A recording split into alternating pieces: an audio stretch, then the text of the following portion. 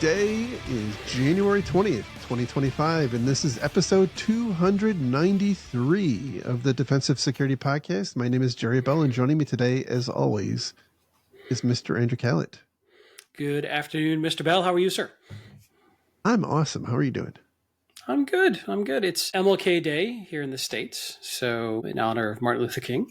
So I actually have a day off work, which is lovely. So I'm spending it here. Too. That's true. I guess we should have given our rapper disclaimer already, which is that the thoughts and opinions we express on the show are ours and not those of our employers. That's true. And, maybe someday it would be if somebody wants to pay us enough, but nobody has yet. So Atlanta, once again, might get snow. Look, I preluded for their last snow event. My neighbors hadn't even restocked. It was very slim pickings when I went out looting this morning. That's unfortunate. I did see a polar bear frozen to the ground outside. That was just a Coke promotion. It's quite cold here in the South. And I know it's pretty much cold everywhere except Australia. So. At least for us, it's cold. At least in Atlanta. Like right now at my house, it's, as we're recording, 27 degrees Fahrenheit out. Yeah. But when we lived in Michigan, that would have been t-shirt weather. Right. That was like, open the pool. It's springtime. Let's go. Right. Yeah. But that's cold here.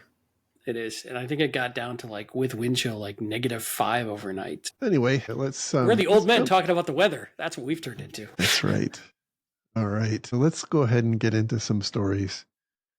Our first story for today comes from Bleeping Computer, and the title here is Hotelier Data Breach Exposes Info Hotel Reservations of Millions. So the story here is that back in July of 2024, way back in 2024, this company named Hotelier, which is a hotel service company that's used by many well-known hotel brands like Marriott, Hilton, and Hyatt. And apparently they store all sorts of sensitive data in S3 buckets. Happened here is that a adversary was able to obtain credentials to access the data in that bucket, and it was somewhere in the neighborhood of 8 terabytes of customer data spanning multiple different hotel brands. And that happened as a result of a credential phish or credential stealing malware. It's a little unclear exactly how the initial credential theft occurred, but apparently the credentials were stolen for their Atlassian, for this company's Atlassian instance, and that Atlassian instance allegedly contained the credentials to the S3 bucket. And we know this because the adversary here apparently was discussing this with the reporter here on Bleeping Computer, and then they also found some corroborating information on one of the threat intelligence providers that showed credentials had been obtained for this hotelier company. So it's a little unclear exactly how many individual people were impacted, but it's believed to be in the millions, as far as I could tell. Yeah, it feels just like another day, another data breach. But the way I read this, though, it sounds like the bad actors got access to Atlassian, which if you don't know Atlassian, you might know it by Confluence or Jira or a few other apps. That's what they're best known for. So it sounds like they got into the Atlassian servers, guessing they were the cloud version, and looked through there for tickets or Confluence articles that had credentials and went to town. So maybe don't store your credentials in your Jira tickets. Crazy idea, I know. I think that, again, we're hypothesizing here, so just take that with a grain of salt. But the initial credential phish was probably exacerbated by lack of two-factor authentication, right? Given the way this is described, which is that it was stolen via credential harvesting malware on devices, it is quite likely that even traditional multi-factor authentication would have been effective at preventing this. But again, it's a little difficult to say without knowing the specifics about how it happened.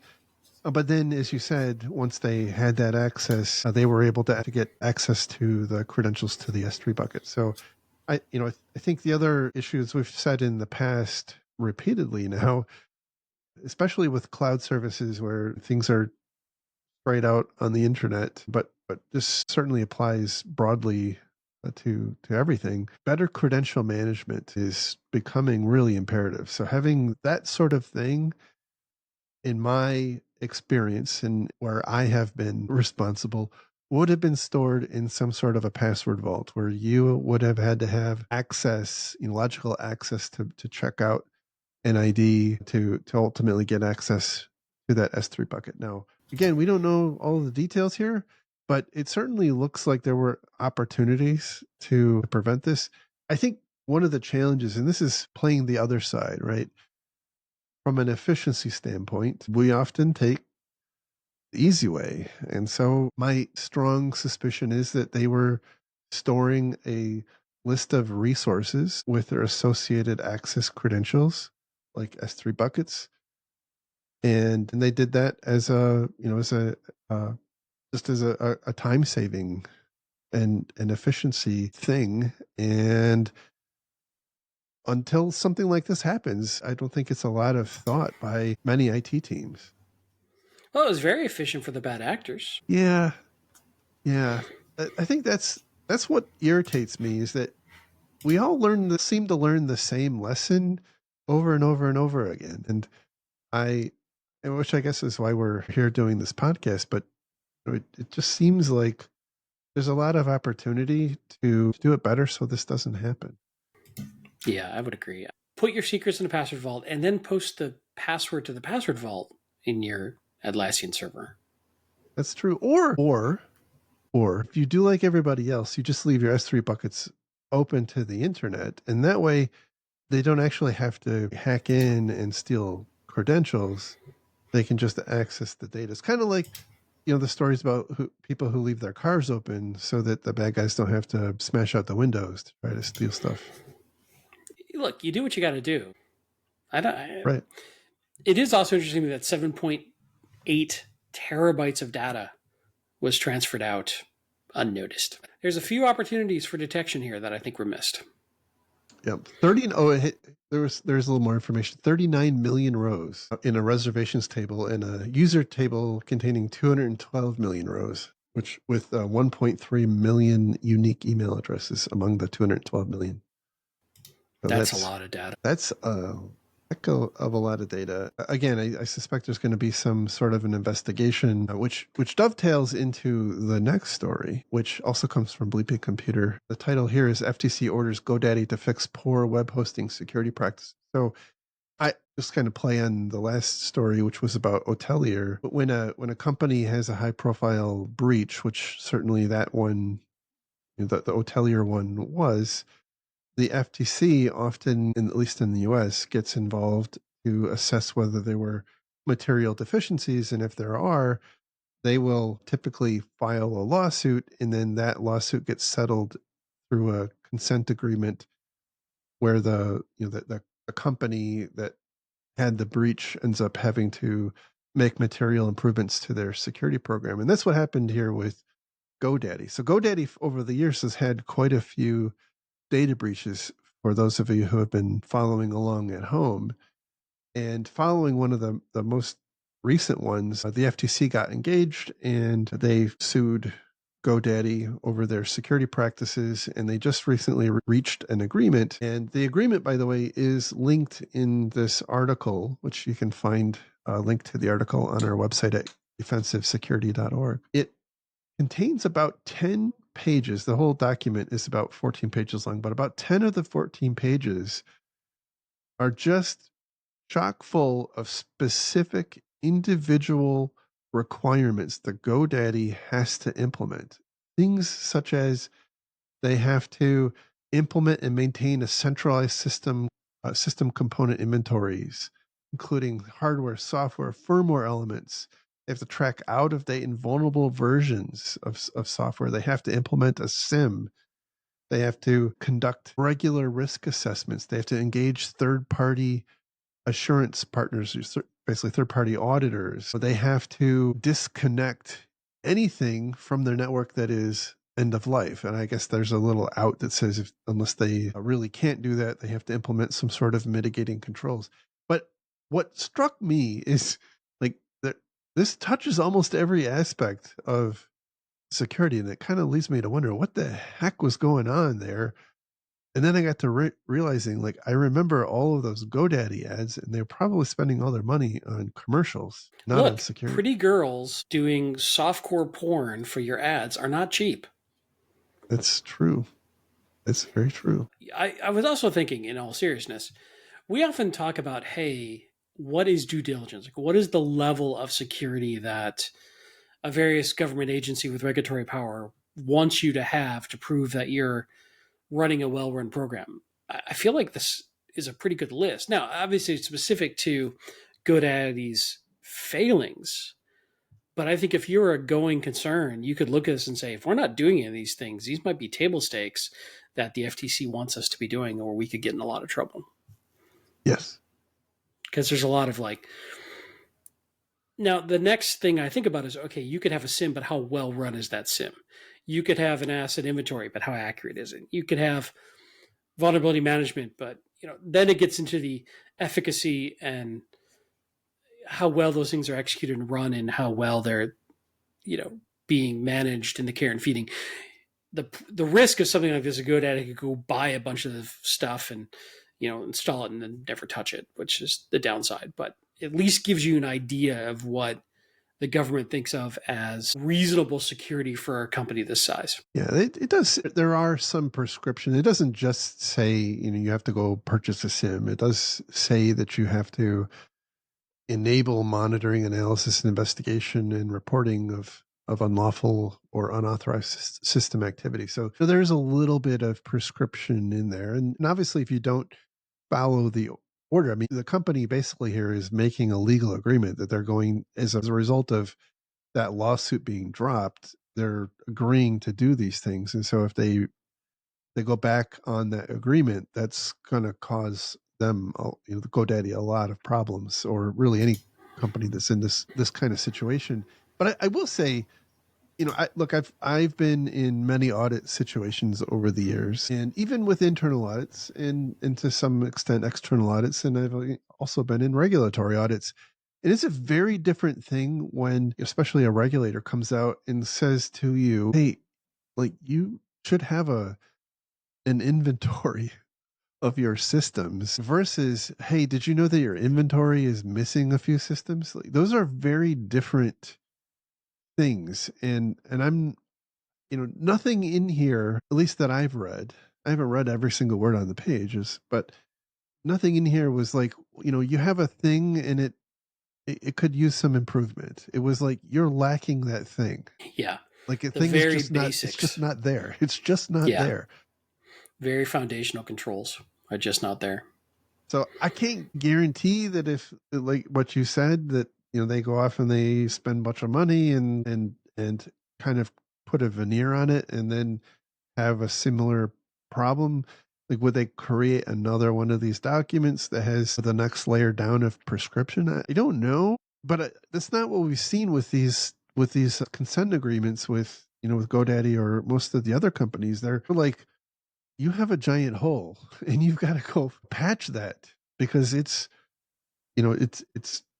bad. I don't recall ever seeing, like, you need to improve the effectiveness of this thing that you have in place. And so, to your point, I think this is a really good roadmap of what the FTC would expect you to have, because it's pretty comprehensive. It doesn't deal with a lot with like development processes, and so perhaps there's maybe some other government agreements that we could look at to fill in that aspect. But like from an infrastructure standpoint, this is quite comprehensive. It feels like there wasn't a lot in place, which is, Yeah, I agree. you know unfortunate if you were a GoDaddy customer. GoDaddy put out an interesting statement, though, quoting GoDaddy has a long history of offering innovative products to our web hosting customers. We are focusing on protecting our customers' data and websites. We invest significant resources in technology tools and talent to help safeguard systems and information. We are constantly improving our security capabilities and have already implemented a number of the requirements in our settlement agreement with the FTC. Notably, the resolution of this matter includes no admission of fault and no monetary penalties. because because that makes it all okay. Mm-hmm. Makes it all So okay. that always cracks me up. Like, we didn't do anything wrong. However, we're going to do all these things that they told us to do. But we Well, I didn't mean, do anything wrong. so look, at the end of the day, they were the victim of a crime, but their bank was robbed, but they didn't lock the door to the bank, or they didn't lock Yeah. the vault. Yeah. You bring up, like, this is the argument we constantly have, on this show. And then, in my head, it's like, they were the victim of a bad actor. It's not like they were committing internal fraud or they were, embezzling, or like a bad actor came and molested them. So there's an aspect here of sometimes InfoSec, we often blame the victim because, wow, they were just so stupid not to do X, Y, Z. But this I is think the I think the reason the FTC gets involved is because there's either an explicit or an implicit assertion by that company to the public that they are doing the security thing, mm-hmm. and I think that's where the FTC finds their niche Yeah, with these. yeah. It's a tough problem. Like I know that we have talked a lot about how do you know what is sufficient to keep the government happy, like in the event of a breach where you did do sufficient due diligence and you still got owned, Right. versus you just didn't even do the Well, the, it's the like the basics. PCI, like the whole PCI thing that we talked about many years ago, and I think it's perhaps less the case today, but for quite some time, you really couldn't be PCI compliant and suffer a breach at the same time, because if you suffered a breach, it implied that some aspect of your PCI program was not operating effectively, and therefore you were retroactively non-compliant with Which is somewhat nonsensical, like in the age of a 0 day on your firewall. right. Right. So in the article here, it does say the FTC says the Arizona-based company, which is GoDaddy, claims of reasonable security practices also misled millions of web hosting customers because GoDaddy was instead, quote, blind to vulnerabilities and threats in its hosting environment due to its failings to implement standard security tools and practices. And that's the core of why the FTC went after them. It's basically misrepresenting themselves in the marketplace. Not that they were necessarily, breached, I guess. It's that Right. they were saying, like, we're you can trust us. And then when you look behind the curtain, there's really not a lot there. It's like they lied on the online dating profile. Which never never happened. They weren't actually 5'11". Oh goodness. All right. The next story comes also from Bleeping Computer. Yes, yet another trend on where Jerry spends his time. Now, the title is It's Hackers also Leak. my fault. I send you a lot of these, and I don't know No, that. it's all good. It's all good. They I have good think stuff. Look, they have no, good they stuff. do. No, it's like, just for behind the scenes. I have an RSS reader. I use Feedly, and I have probably 40 different InfoSec press stuff I go through. And I think Bleeping Computer just happens to be higher in my sort. And so I could find the same story in 6 different feeds, but I get to them first often. So, but they do a fine job. We like the fine folks at Bleeping Computer. They are a quality news outlet, and I'm sure somebody will tell me why that was a horrible thing for me to say, but I like them until I find a reason not to. So the title here is, so if I can get back there, hackers leak configs and VPN credentials for 15,000 FortiGate devices. Fortinet just can't catch a break. Just give With up. Well, I made the comment on Mastodon a few days ago about how it's getting to be too risky to have a firewall in your network.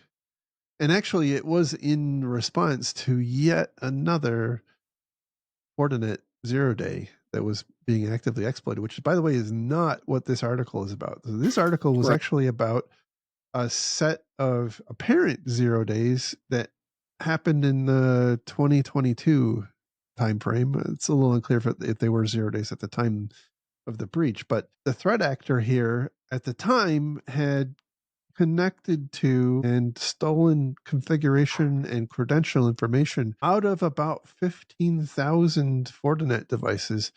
Now, the reason this is now news 3 years after it happened is that they just recently posted these information publicly. And so it's probably a little bit out of date. But I thought the more interesting thing to talk about was that it happened in the first place. Like this was very clearly a methodical. I mean, you don't connect to 15,000 devices by hand and root through them. There were very clearly some kind of a systematic attack to connect to, breach, and then pull back the information. And it was very neatly categorized by country and version and whatnot, including credentials to access the VPN through these devices.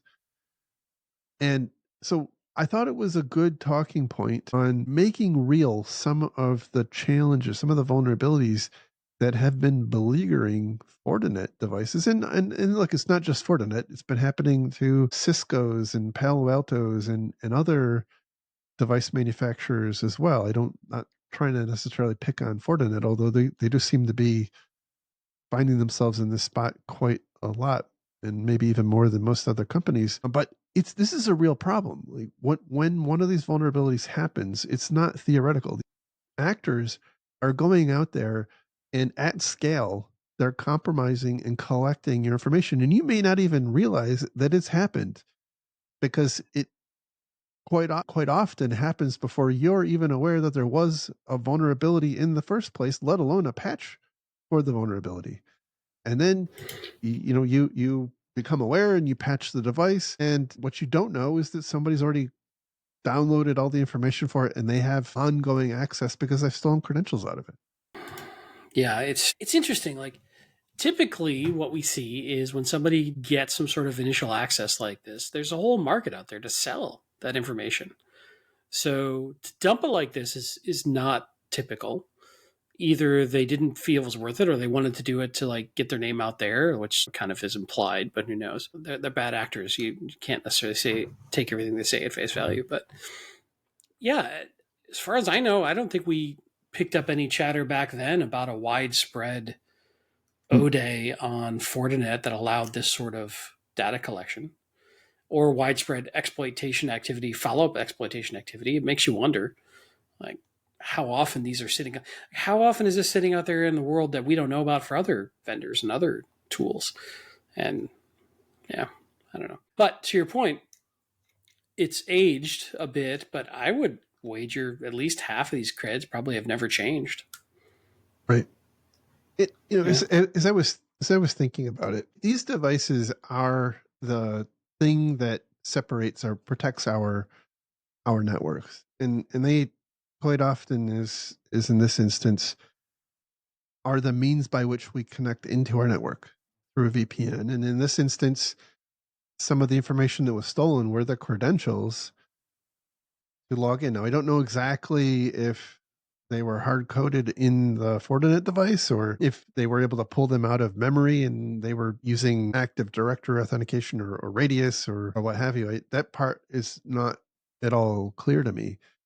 But to me, it portends perhaps a different response when we find out that there was a 0 day that was under active exploitation that could result in a certain class of incident on our firewalls, that perhaps we have to take a more methodical response when those happen, which would perhaps include like rebuilding the device or reflashing it and rotating any credentials and so on. Because in this instance, we don't learn until 2 years later.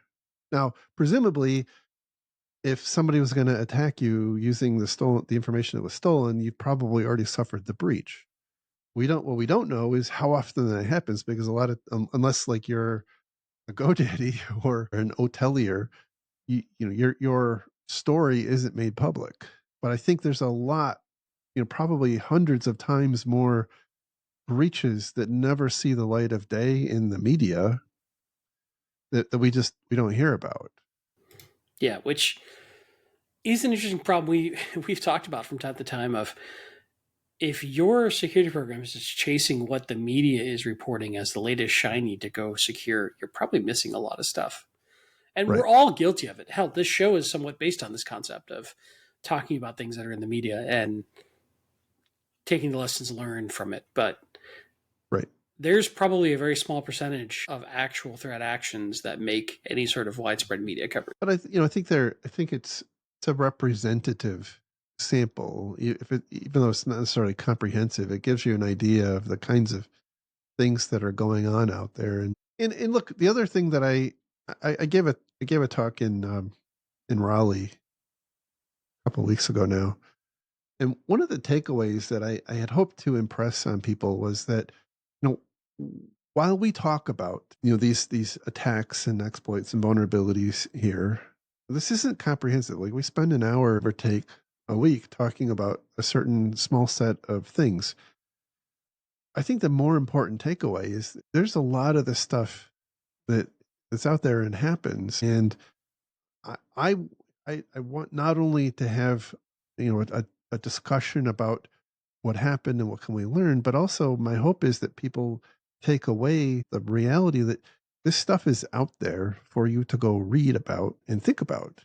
You don't have to necessarily wait for people to talk about it on a podcast to learn about it, Yeah. and kind of learn, figure out what your lessons are. I sincerely want people to learn that there is a hot pan on the stove and not touch the hot pan.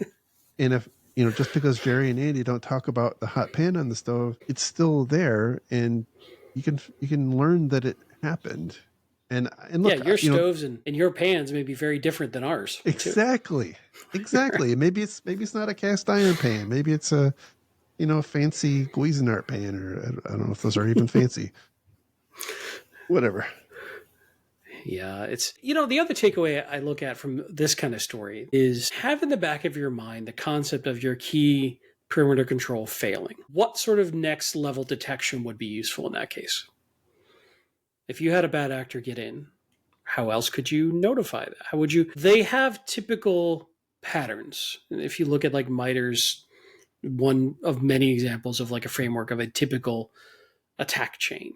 So, one, if you have the cycles and the skill set, one interesting activity is, all right, let's assume that a bad actor has silently and fully compromised my perimeter and now is inside of my so-called, crunchy exterior shell. What would they do and how might I detect them? Right. And then work to build that sort of thing up. So it's not that we just want to just assume that all of our controls suck.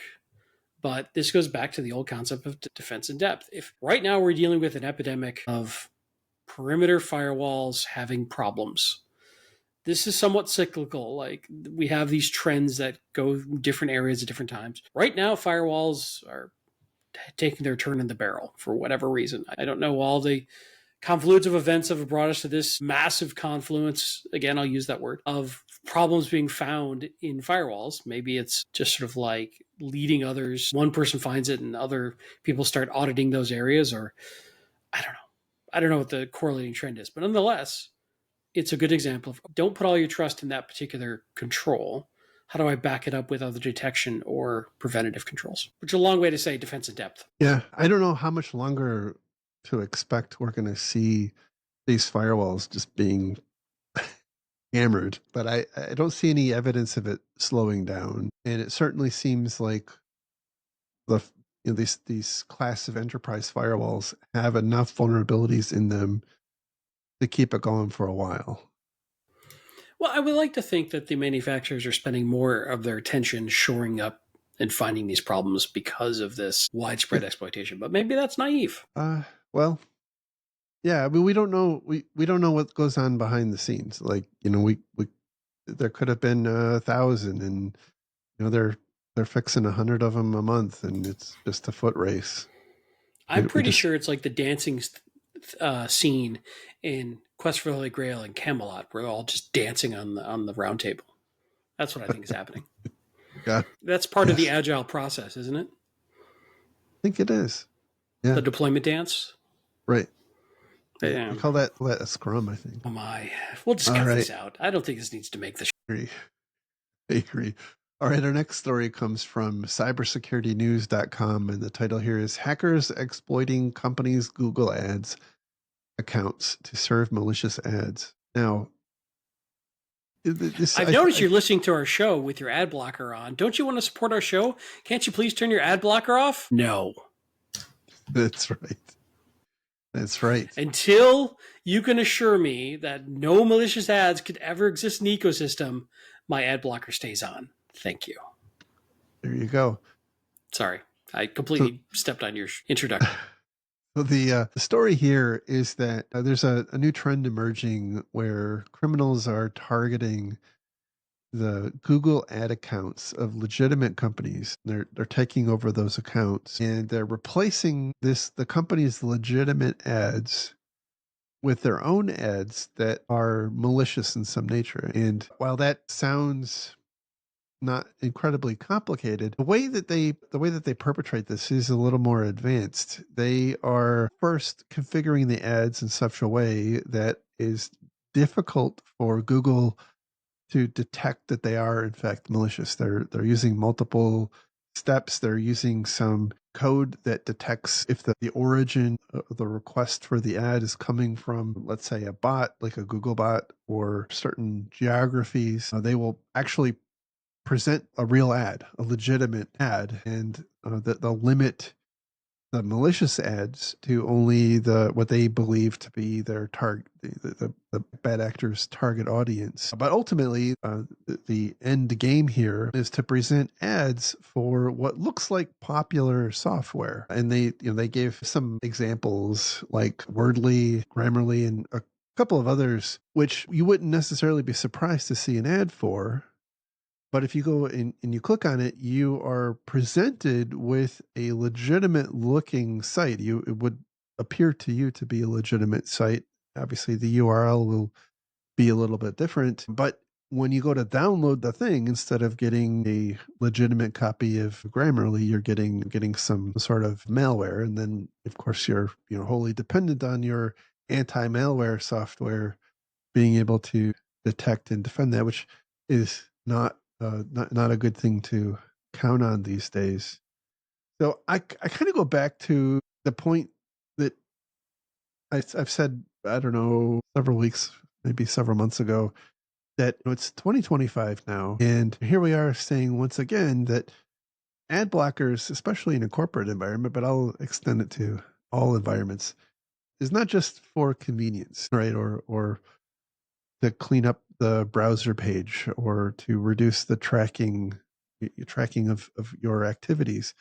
But it's also a security precaution because it is and has been kind of a cyclical method of adversaries delivering attacks against your computers. The nature in which that's happened has evolved over time. It used to be the ads themselves were the carriers of malicious code, and now it's enticing you to download something that looks legitimate but is actually malicious.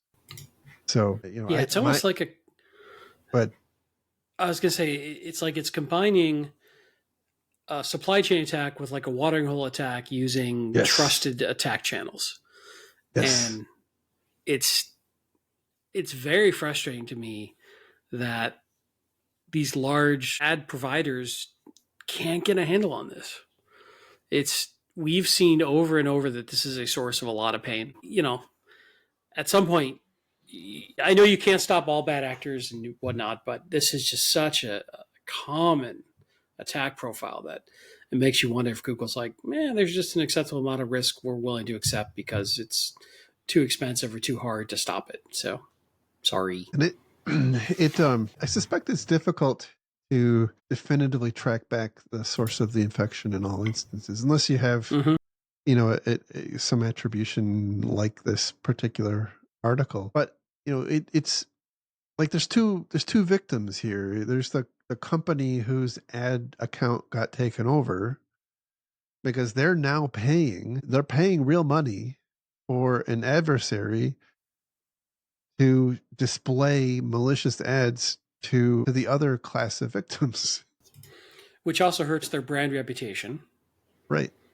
And Yeah. meanwhile, Google And is like, just send me more money. well, you need to sign up for this class of service where we'll protect you for that. What's interesting to me too is so usually these start with some sort of phishing attack against whoever's running the Google Ads Mm-hmm. account. Typically, these are not highly technical people. They're usually not people in the IT department. They're usually like marketing folks or non-technical folks. So they're less likely to know that this risk exists. They're less likely to have strong two-factor authentication enabled. This is one of those things where IT and security departments probably need to dig a little deeper into these non-technical areas and try to help those departments with, for lack of a better term, requirements to turn on these additional security protocols, which may seem like such a pain and a hassle for something that seems like such low risk. But we keep seeing these things that are seemingly low risk, that are not centrally managed, be an avenue for this sort of supply chain attack. So, I mean, as much as it sucks, it almost makes me think if you're a company of any size, you've got to mandate everybody use every two factor they can to at least make this harder. Now that is foolproof, we see plenty of new attack techniques that are built to get around multi-factor authentication, but it makes it harder, right? And this stuff is so simple when it's just a single factor and it's a single fish that is usually going towards less technical people who don't necessarily even know the sensitivity of what they're dealing with because it's not their core competency. So I don't know. It feels like there's so many small little areas that can get you bit if you don't run it just right. Yeah, I agree. And then on the consumer side, on the web browser side, it's also getting to be a little bit challenging because certain sites like YouTube won't let you. They just won't work if you run an ad blocker that actually blocks ads that they display. And I think we're starting to see more and more sites innovating in that direction. But at the same time, it's becoming perilous, especially from the perspective of an enterprise.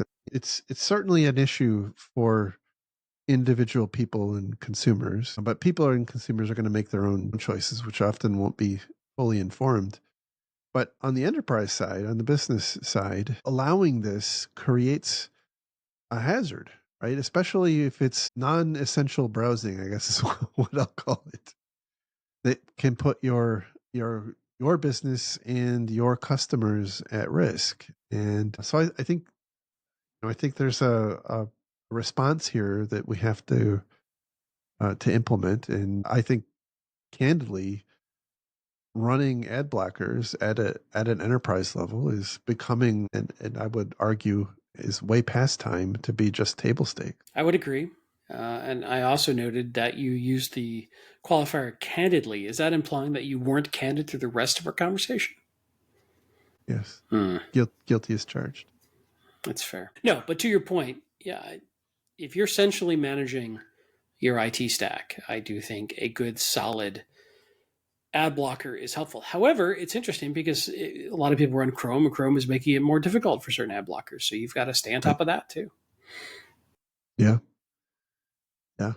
Well, I mean, look, Chrome is from Google, and Google's business is advertising. So, like, they don't want to cut their nose off. So, for our last story, I wanted to do something a little different because normally we end on a kind of a sour note, and so this time I found a quite interesting blog post about, I guess, what I'll call detection engineering, and it's how basically you can create a canary to proactively identify that there may be somebody, some actor doing things inside your network.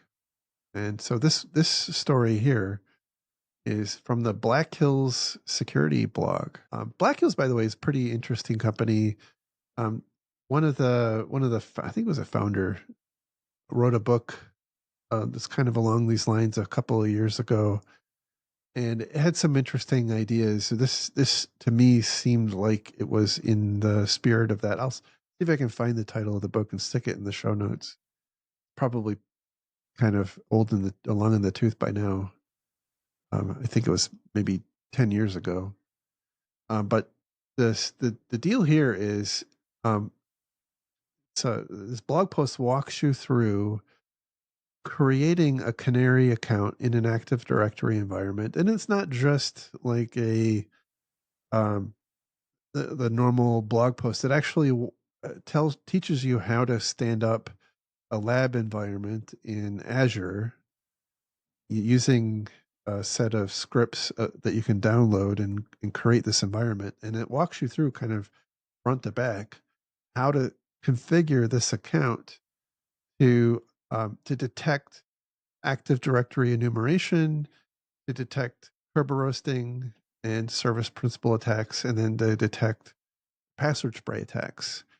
And you do that all by enabling certain attributes on just even one Active Directory account, and then configuring your monitoring to look for the events, certain event types associated with that account, because that account would be dedicated to the purpose of being this canary. You really shouldn't expect to see those certain event types happening with that particular account. And when it does happen, when and if it does happen, that would be a high fidelity alert that should cause you to go and perform some investigation. And I've seen this work quite effectively in the past.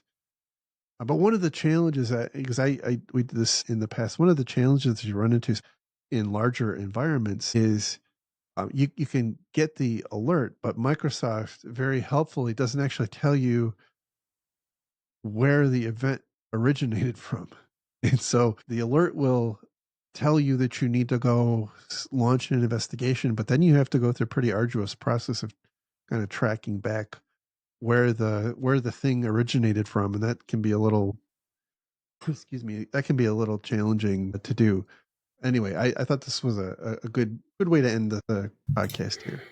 Yeah, it was really cool, and I appreciate you throwing it on the end here as a more positive, like, cool technique. And I think it also teaches you a lot about how AD works and the attacks against AD. And this is a good exercise to test some red teaming activities or purple teaming activities too. So it's a lot of good stuff, and it's well worth doing. Now, obviously, not everybody's in Azure, not everybody has this particular risk profile, but there's some neat stuff here, and I appreciate you bringing it up and adding it onto the show. Yeah, I'd like to find. I haven't seen one, but I can imagine that we could do something similar with, let's say, Unix accounts or Linux accounts. It'll be a little bit, obviously, a little bit different because by default Linux IDs aren't federated, and so each one tends to be its own island, and so you'd have to configure that canary on all the systems that you care about in order to have a full view. But the concept of being able to detect malicious activity or suspected malicious activity on your network, I think, is quite important. And it kind of goes back to what you were saying a couple of minutes ago about what is your response in the context of your perimeter controls failing. Like, what is the next thing that they do? And this, by the way, is one of those next things. Once an adversary gets in, many companies or many organizations of any kind are Microsoft shops to some level. And so they will go through a process of enumeration and just scanning, looking for what their next step is going to be. And that, as a defender, is your opportunity to detect that they're there, because they often have to do something. Like they don't usually go from hacking your firewall to just completely owning your environment. There's some other steps in there. So this is a good opportunity, and perhaps a good set of steps that may be also applicable in other types of environments, even if it's not directly applicable, for you to think about how to implement in your own environment. Yeah, it's good stuff. I like it. There may be some other prerequisites here of certain types of logs being available in certain tiers of service and such, just Mm-hmm. as a qualifier, caveat, or disclaimer, as it were. For sure, for sure, but worthwhile.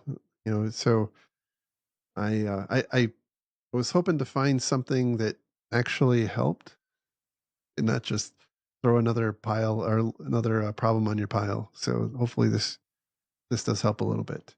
But that is the show for today. We made it. Nice. We did. We survived. And I know we didn't say this at the top, but I know you're not feeling super hot. So appreciate you struggling through the show today. Oh, no worries. No worries. Sorry for, I know I coughed in everybody's ear and I apologize for that. It's that season of the year. So, We'll also, fix it by in the way, post. speaking of thanks, thank you to our Patreon donors. Love you guys and Yes. ladies. And Thank you. really appreciate your support. It goes a long way. As you guys know, we don't have any sponsors or ads. That's an intentional choice to try to make sure nobody can edit our commentary or have editorial control over what we talk about. Having those folks willing to cover the costs really goes a long way. And it's kind of non-trivial. I'm not whining. We choose to do it. This is a labor of love for us, and we knew that signing up. We've reached a certain amount of subscribers and listeners that hosting costs actually do add up after a while. So thank you. We really do appreciate it. Absolutely. And you can find links to the stories we talked about on our website at defensivesecurity.org. Just look for episode 293. You can follow me on the Fediverse. It's at Jerry at infosec.exchange. And where can they find you? I am also on the Fediverse at Lerg at infosec.exchange, L-E-R-G, and also on X, L-E-R-G. And hey, we've got this other show we do called Getting Defensive, where we interview people. It's awesome, yes. If you haven't checked it out, please do. It's on a different podcast feed and different, but it's on the same YouTube channel. Check it out. We've got a show that should publish this week. And hey, if you know some interesting folks doing some work in the trenches that you think we should talk to, let us know. We're open to cool ideas of interesting people to talk to. We're trying to stay away from anything salesy, anything pitchy, anything, like snake oilish or anything like that. We're not really interested in talking to vendors so much. We're more interested in talking to folks doing the work in the trenches every day and learning from them and all the cool ideas they have that Jerry and I are not smart enough to have. So let us know.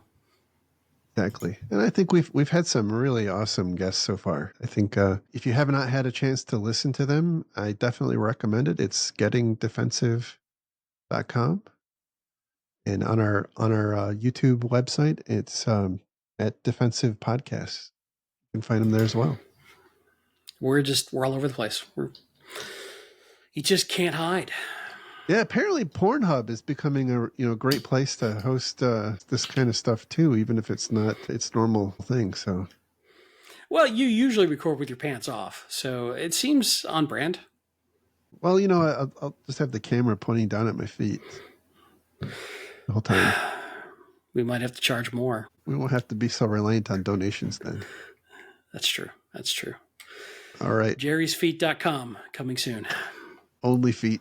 Oh, yep. All right, everybody. Take care. Thank you for listening, and I hope you have a great week. Have a great week. Bye-bye.